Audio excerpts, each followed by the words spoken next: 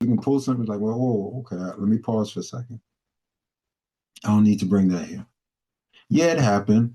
Yeah, we can acknowledge it. Yeah, I'm not going to forget it so we don't experience that again. But at the same time, do I really need to drag that into today? Do I need to just take that moment to be and like, wait a minute, okay, let me think about this for a second. Nah, it's not worth dragging it. Just move on. Let's move on. So conformed or suchematizo is the external conditioning, scarcity narratives, reactive thinking imposed by the world around you. See, we build the world around us. When we think that we're being conformed, you start shaping the fact of, we see what food prices are, we see what gas prices are, we see what this price is. I remember reading something the other day saying that ever since COVID, used car prices have been up roughly 50% in value, used cars, not new. And they were even talking about most new cars are probably hovering around $50,000 for a new car. And so now you look at that and compound that with other things that we may hear, maybe depending upon our news cycles, or maybe depending upon what some people may share. And it could create that more scarcity narrative, start making people more nervous. Or sometimes it could be shared in a space of control, where it's like, okay, if this is happening, that's happening, do this. And it's like, wait a minute, whoa. There are principles, there are consistent movements, there are things that the rich, the rich who are starting to apply themselves in those wealth principles, and the wealthy and the affluent do, whereas regardless of whatever the market conditions are, they allow themselves to ride the wave. And they usually say, when there's times where things are a little tight and depressionary or recessionary, more millionaires or more potential millionaires are made during those times. Because those who have taken the standpoint have started with their being and started thinking and started applying themselves in the appropriate actions, start to generate those results that they're looking for. But if we allow that external conditioning to shape us and say, oh, you only can go but so far, you're a Black person, you only can do this and only do that. It's like, wait a minute, no. We're recognizing there's no box. There is no box. Male, female, black, yellow, blue, green, yellow, red. Now, are you allowing the conditioning to keep you small? Are you allowing certain narratives to predispose you into a space to say, oh, I'm only going to play this part because this is only how far I can go? And that doesn't work. So transformed in the Greek is metamorpho. And Ms. Johnson, can you just read the definition? Identity evolution, conscious redesign, a wholly new mental architecture built from the inside out. And see, the most powerful part of that definition is at the end, the inside out. Because it is always an inward work. Stuff that we do here, especially as being a part of the Comeback Collective Circle, it's about creating that atmosphere of recognizing, wait a minute, we're in a community of making sure that we're celebrating each other's wins. That's an inward work. To see someone else succeed, to have some sort of empathy, that means you have something within you that's inward. That's not external stuff. That stuff is really stuff that's planted inside of you or what you've developed inside of you.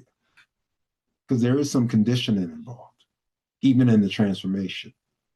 But you have to make the decision of like, wait a minute, okay, am I moved from a conformed space or I'm going to be transformed? My mental architecture, what is it that I'm reading? What is it that I'm putting into my mindset? What is it that I'm experiencing? Even earlier today, Dr. Cheryl was sharing some insight with me and certain things that she was looking at and stuff like that about, what is the stuff that you're putting in to be mentally fed?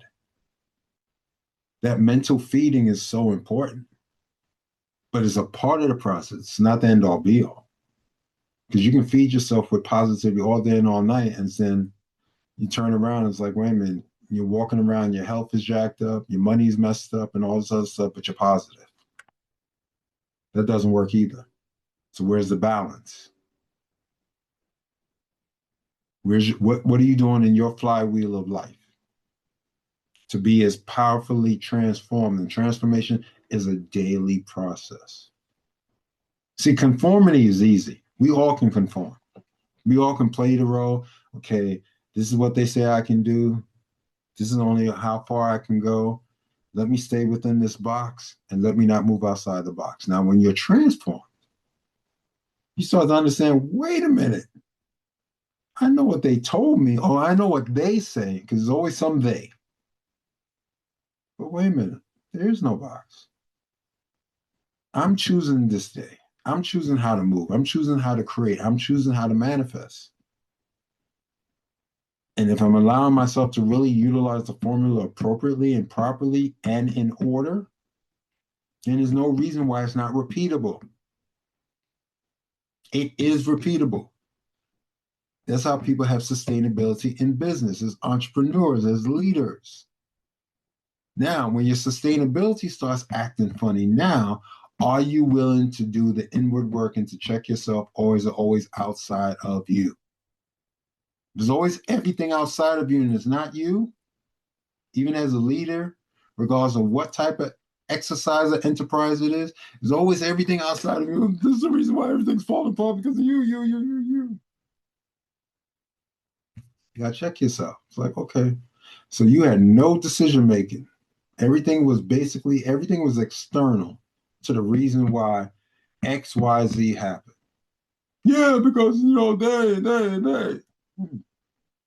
It's interesting when there's a lot of days and no I's.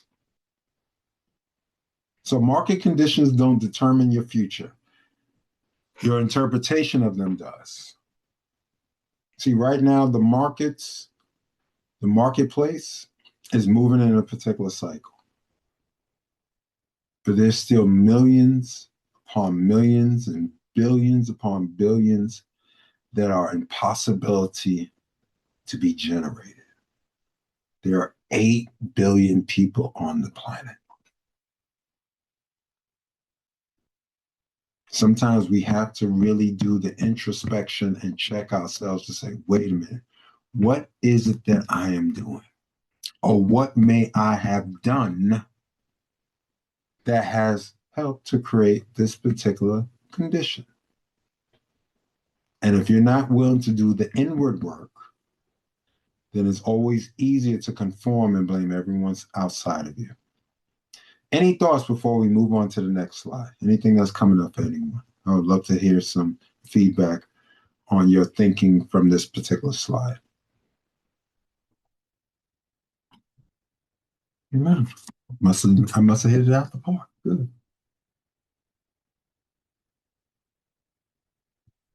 Our mental flywheel. Dr. Cheryl, can you read that sentence up top? The mental flywheel, success or stagnation? Sure. Every outcome begins as a thought. That thought repeats, becomes a belief, and the belief silently governs every decision you make. Now think about that. Every single outcome begins as a thought. So now it goes back to something I heard Ms. Johnson says when she says she was very good at 2 and 3 and then wondered why 4, for her to get to 4 in the formula, and then recognize, oh, we have to go back to 1. And sometimes, and we all, every single last human being has the same thing, and it's something that we all have to work on a daily basis and become aware of. See, that's where it really starts with. Your awareness helps to accentuate your thoughts as well. Because they say once the mind has been expanded, it cannot go back to its original size. So if that is the case, that means if you have a bunch of thoughts running in your head that have been added and you're not applying them, that's where sometimes we end up in those depressionary possibilities or recessionary possibilities, because now we're not being as expressive, or we're pushing back physically or mentally in regards to the things that we desire to get done. But now, are we working the principle? Are we following the flow? or are we going to do it our way? And if you're going to do it your way, then is your way working? And a lot of times you can see if your way is working based upon the results. Oh my God, my results are not really that good. So is your way working? And that's not a make wrong. It gives you an opportunity to learn the lesson. Like, oh, wait a minute, we got to switch this thing up. We got to figure out what is the possibility and how it's duplicatable and how it's repeatable. So as we can see on this flywheel, mental flywheel, we see how everything is interactive. It's not just like it's flowing in one direction and it's just stuck there and stuff like that. You see how the thoughts and beliefs, everything is interactive. Your thoughts, beliefs, actions, decisions, they're all interplay with each other. It's not over here to say, oh, this person made a decision over here. No, that decision was part of the pattern. Where were their thoughts about that? What type of belief system that they were moving through? How did that relay back to those actions and how they intertwine with each other, which led to some interesting decisions? And there are times where certain things will come about to see, are you willing to course correct?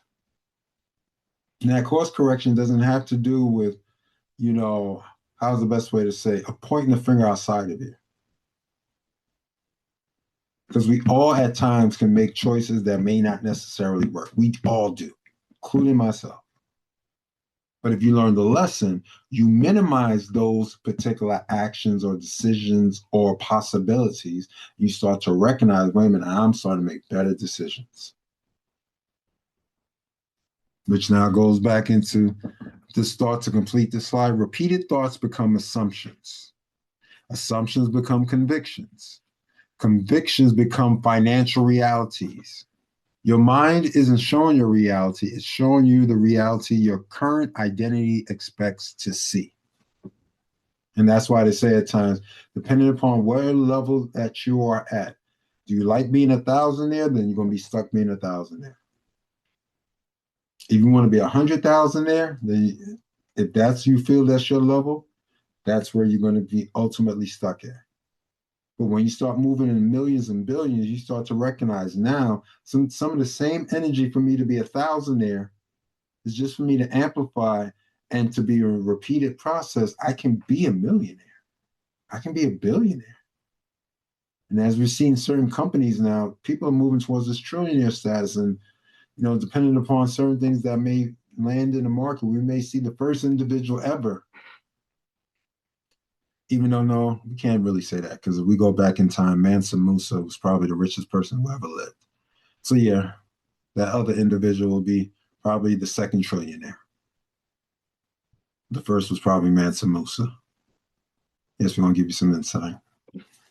But we have to understand that everything in our mental flywheel is a part of the patterns, a part of what it is, and assumptions as it is greatly in the word. You can make an ass out of yourself.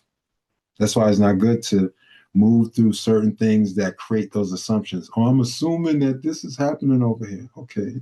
Do you know what's happening or don't you know? Well, I assume. Okay, let's pause right there. Why are we assuming? It's like how they say rumor mongering.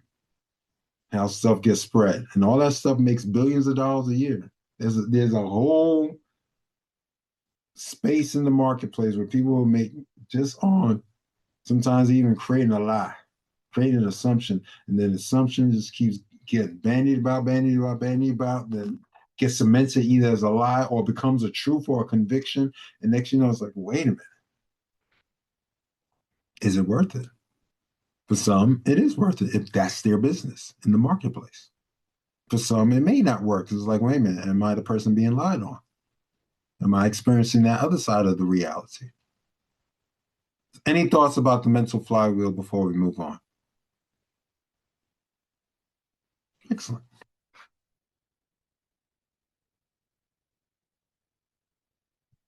Scarcity programming is costing you.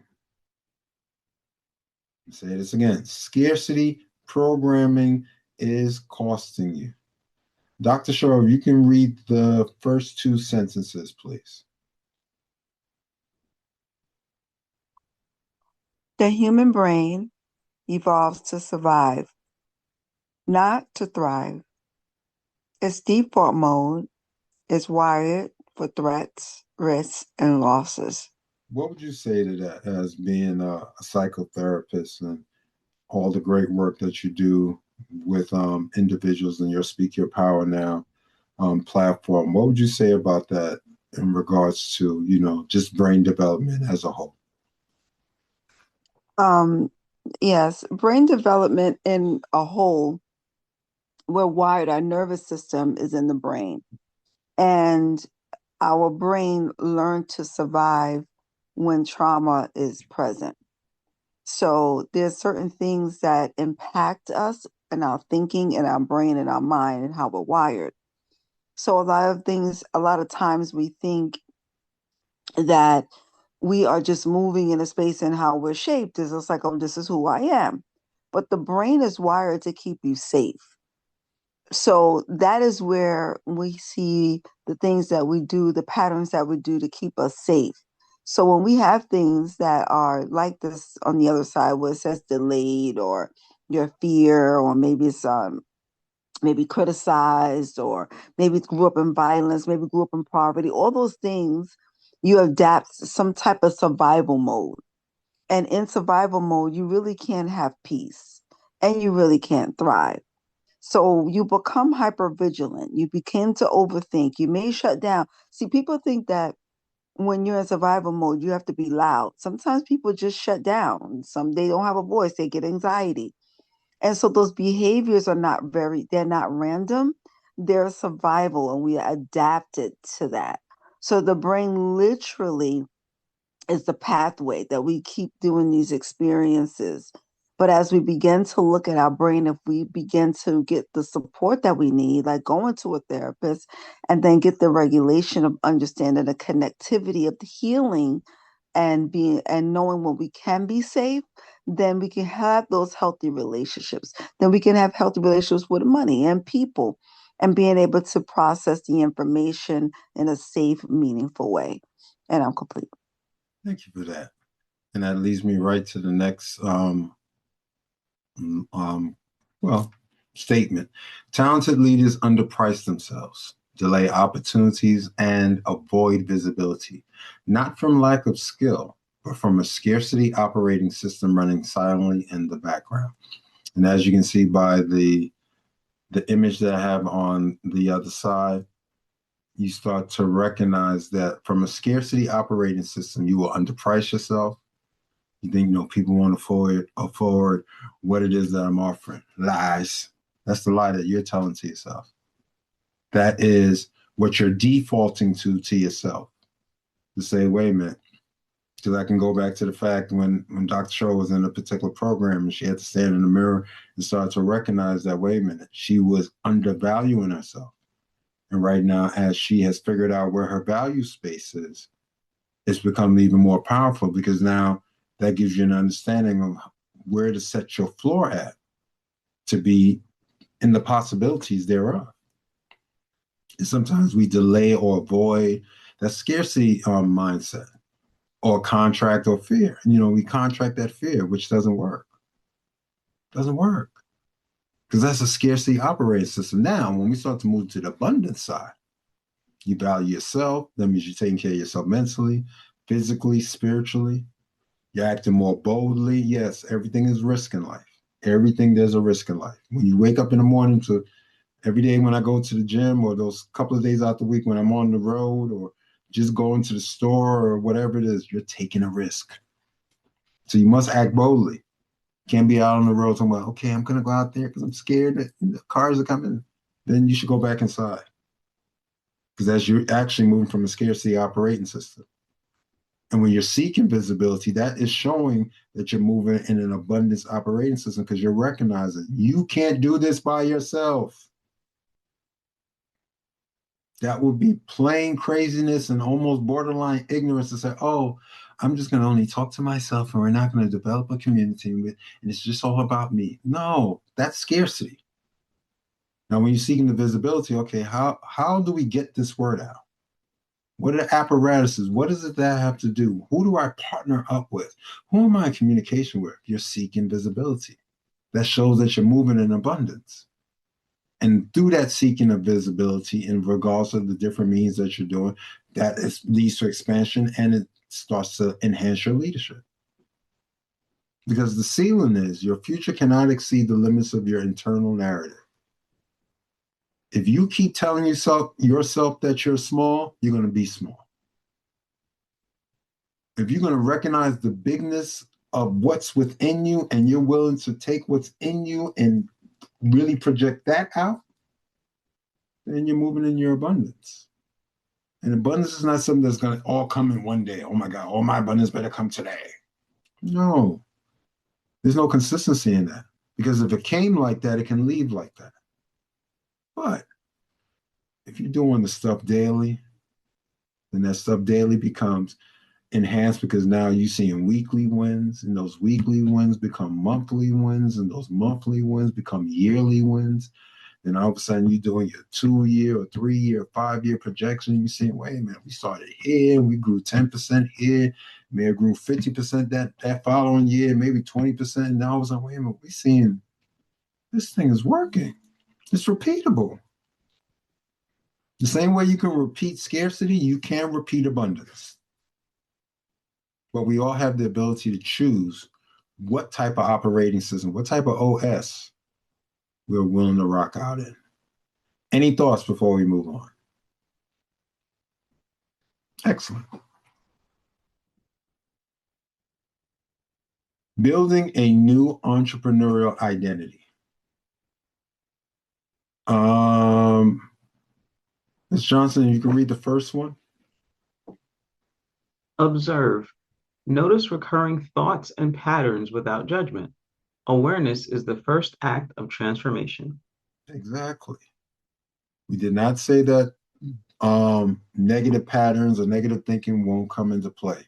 We won't say that you'll turn on whatever news channel that you decide to look at and all of a sudden don't see something that will create a recurrent thought.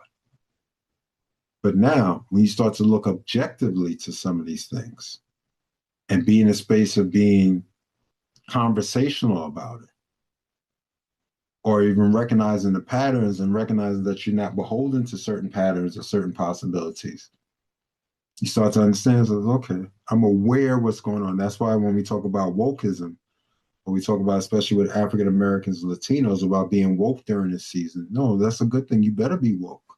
That's the worst case scenario. You say, no, that's not good to be woke. Yes, you better be. You better be aware of how people are attempting to maybe position you. And if you're not aware of that, then you're going to fall for the trap. But if you're moving in your awareness, that just shows that you're allowing yourself to be elevated and to be in those spaces that you're navigating appropriately in your respective areas. Dr. Shaw, can you read the second one?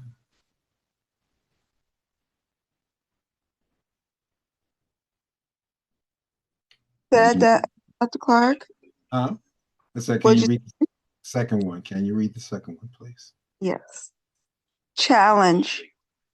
Is this thought creating expansion or contraction? Question every narrative that limits your reach. Every negative, question every negativity. Every narrative. Sorry, I can't see. I got my glasses. Go ahead, Dr. Clarke. You could take that then. Question every narrative that limits your reach. You should always be questioning. And the questioning starts within yourself, not outside of you. See, that's why it says, is this thought creating expansion or contraction? You have to recognize, like, wait a minute, what am I doing? Now, there are times that everyone has to contract. It's just like how the body utilizes. When your lungs are inhaling and exhaling, there's expansion and contraction happening. And that's just from a biological sense. So contraction is not bad. It's just recognize that You wouldn't want your lungs to always stay contracted. That's a problem. You wouldn't want your lungs to always stay expanded. It's like, wait a minute, so there's no movement happening. So when you question that, it's that you're making sure to within yourself to say, okay, this decision that I'm making, how does it benefit, enhance, move whatever needle that's being moved? And when you start to question those things, now you're becoming in that space as we go back to the formula. Not only are you being, but now you're making sure you're actively thinking. And actively thinking is always the best mode to be in. And I'll read the last one. Install. Replace limiting narratives with empowering ones. Daily, not occasionally. That's why I said this type of work is a daily process. Like the past couple of days, I really didn't desire to. I knew within myself. Then even one, I think it was Sunday, and Doc Shaw was like, "You're still in bed." I was like, didn't really feel it. But then I thought about it. As much as that you'll get that thought to say, "Oh, I'll just stay in the bed," and there's another thought that comes to replace it real quick and be like, "Wait a minute, I got to get my big behind out the bed. Let me get to this gym." Because we got other stuff we got to do in this day. Like, wait a minute, no. Yeah, those thoughts can come and be like, okay, what you want to choose to do? Are you going to conform and be like, yeah, nah, I'll just stay in this bed, let me roll over, do some spooning? Or do I get out the bed and go put myself through those paces which have allowed me to get to a particular destination and which I'm still moving towards? So stop asking, what should I do? Start asking, who must I become? Any thoughts before we go on to the next slide? One question. Go ahead. For somebody who's just starting out, they're listening to you, they're like, you know what, I want to try this. What's like a generic baseline like mantra someone can start with to build themselves up to as they learn more, realizing areas they need to adjust and pivot in? What's like a baseline mantra they can start with to start with this? I will call it healthier thinking. I would say when you wake up in the morning, regardless of what size you are, regardless how much money you have in the bank, regardless of, but see, this goes back to that whole space of being. So the first thing I would say is allow yourself to connect to whoever it is that you see as your deity. Because if you start off your day that way, because I always go to a scripture, Matthew 6:33, seek ye first the kingdom and his righteousness, and all of these things are added unto you. And even in these days, as we start to recognize, we're not going to just put God as a misogynist. It could be her consciousness, it consciousness. When you start your day off in order, just the same way the formula is, I would always say, regardless of whatever you do before you do anything, just acknowledge the fact that you're still here and recognize that if you're still here, that means there's something you can do. You don't have to exist. You do not have to exist. I don't care if it's a health regimen and I only can walk 10 steps. Okay, great. You walk 10 steps today. Make it 11 tomorrow. Or make it 12. And before you know it, you can start to track your journey and start to recognize all those necessary steps. And that's why this is not about a quick transformation, send in this and you will be transformed in 2 days. Like, wait a minute, that doesn't work. There's no sustainability in that. So always start off with looking within yourself and honoring the fact that you're still here on this plane. Because if you wake up every single day, that means you have a purpose. And the simple mantra is after you do whatever it is that you consider your prayer, just recognize, look yourself in the mirror and look to accomplish at least one goal for yourself for that day. If it's financial, okay, today I desire to make $300 today. Great. And even if you fall short of that goal, my goal was 300. We made 270. Okay, that's 90%. I know for me being an educator used to be teaching individuals in classrooms, that was an A. And sometimes we can, and that can be part of our contracted thinking as well. As you can see, as I'll start to go through the 7-day conscious challenge that you alluded to. But you have the ability to do these things, and it's not hard. And that's why the 7-day challenge that I would desire for everyone to take a part of from yourself. I'm even doing it myself. Because most transformations fail because they stay theoretical. And so this consciousness challenge is about, this challenge makes identity work concrete and daily. Every single day, those 6 days out the week when I'm in the gym, it takes I have to be in the consciousness of saying, wait a minute, this is something that I've established for myself. It's not something I'm doing for Dr. Cheryl. I'm doing this for Gregory. And if Gregory's going to keep his word to Gregory, then Gregory can keep his word to Cheryl. That's one thing about this consciousness challenge. Remember, you're showing up for you. Before you show up for anybody else, you are showing up for you. When you wake up in the morning and your lungs are still working and all those processes, biological processes are working, you're able to go to the bathroom and get yourself set up for the day. And it's like, wait a minute, I have another day on this plane. What am I doing with it? So number one, track. Write down recurring thoughts each day. What patterns show up before you make decisions? What could be potential setbacks? Or what could be potential opportunities? You'd be surprised. You'd be surprised what that one thought can be that all of a sudden you start to apply and you start to utilize the formula, and all of a sudden that can change your whole life. Number two, categorize. Sort every thought. Expansion thinking versus contraction thinking. Label them honestly. Not begrudgingly. It's okay. We all have expansion thoughts and contraction thoughts. So we're not going to say that, oh my God, I had a contracting thought, I'm doing wrong. No, you're being human. But the goal is to have more expansion than contraction. That's just same thing being in business. We're talking about, we're leaders, entrepreneurs, business leaders here. The way you stay in business is that you're making enough money to be sustainable for the long term. It's a repeatable process. And all of a sudden you start turning around and say, wow, we've been doing this 10 years, 15 years, 20 years. Whoa, what's going on? Oh, you kept repeating the process. Evaluate, number three.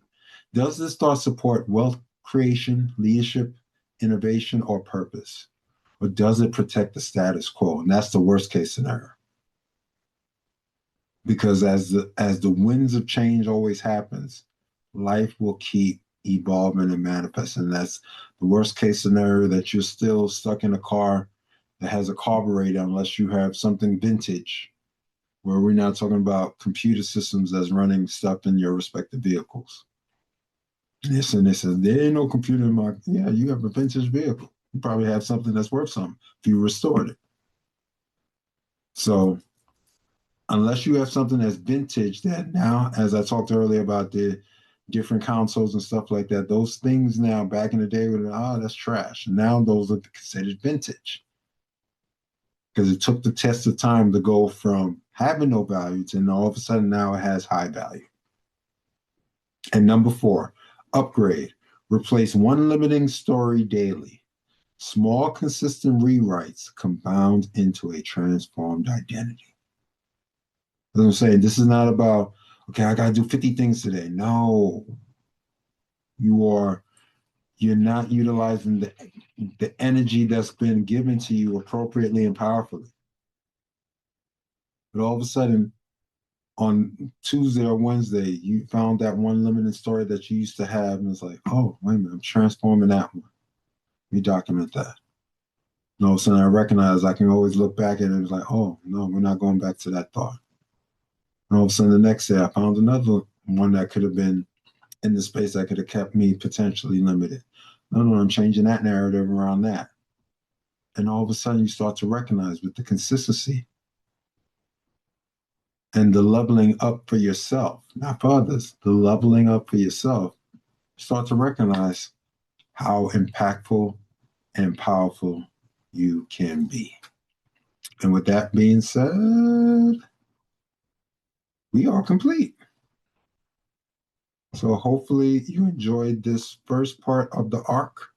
We have 2 more sessions of this over the next couple of weeks where, we're sharing this relative information.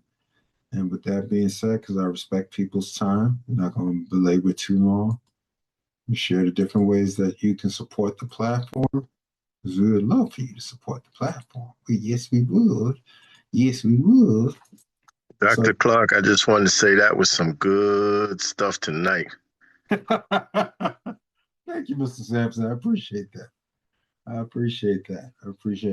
the next couple of weeks, there's going to be some good stuff as well. But I definitely appreciate that. And like I said earlier, if you haven't checked out Mr. Sampson on his channel, Legacy Chat with Ernest Sampson III, definitely go and become a subscriber over there. We support each other, and he has some great conversations with leaders in different areas, and it's about expanding the thought. So definitely Legacy Chat with Ernest Sampson III. Definitely go check out that channel and become a subscriber over there as well. And as we continue to flow, to support the Comeback Collective Circle, because all it does is go back into the reinvestment of becoming visible. That's what it's about, visibility. So if you so choose to support via Cash App, $ Gregory Clarke D Min, or if you desire to do it via Venmo, you drop the $ and simply Gregory Clarke D Min. Or if you choose to do it via Zelle or PayPal, which is helpful in helping us expand in our visibility, it's the same email address, and that is esquire971@gmail.com. esquire971@gmail.com.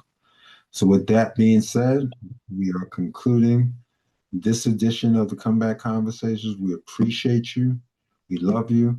Continue to allow those particular, especially in the last slide, use those 4 parts over the next 7 days, just as an opportunity to reshift your own narrative. It's not you're shifting it for me.